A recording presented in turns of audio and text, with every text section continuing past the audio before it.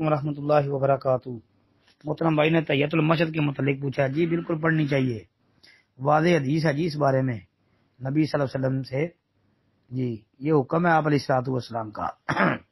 ابو قتادہ رضی اللہ تعالی عنہ بیان کرتے ہیں کہ نبی علیہ السلام نے فرمایا اذا دخل احدکم المسجد فلا یجلس حتی یصلی رکعتین، کہ تم میں سے کوئی جب بھی مسجد میں داخل ہو تو بیٹھنے سے پہلے 2 رکعت ادا کرے۔ حدیث صحیح بخاری کے اندر موجود ہے،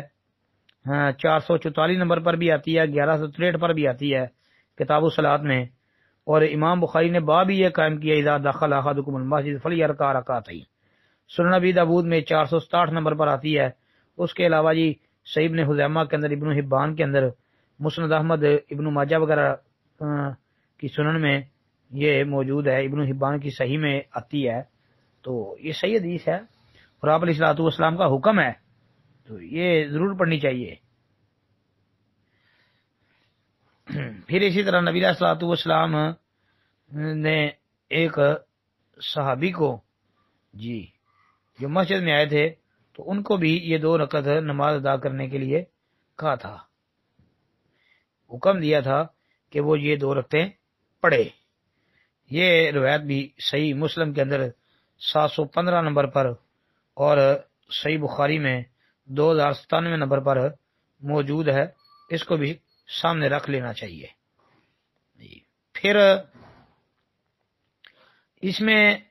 صحیح اور درست بات یہی معلوم ہوتی ہے کہ یہ 2 رکعتیں جو ہیں یہ کسی وقت بھی ادا کی جا سکتی ہیں، کوئی بھی وقت ہو، جب بھی بندہ آئے تو یہ 2 رکعتیں ضرور پڑھے، یہ پڑھے بغیر نہ بیٹھے۔ بلکہ یہ دیکھیں کہ اگر کوئی بندہ غلطی سے بیٹھ بھی گیا نا، بھول گیا، نہیں پڑھ سکا، تو پھر بھی اسے چاہیے کہ یہ 2 رکعتیں پڑھ لے، جیسا کہ نبی علیہ الصلوۃ والسلام نے خود جو ہے ایسا کرنے کے لیے حکم دیا کہ ایک آدمی جو ہے وہ آیا، بیٹھ گیا، اللہ کے نبی نے کہا بھائی 2 رکعت پڑھ کے پھر بیٹھو، یعنی اس کو کھڑا کر کے دوبارہ 2 رکعتیں پڑھنے کا حکم دیا۔ تو یعنی دوران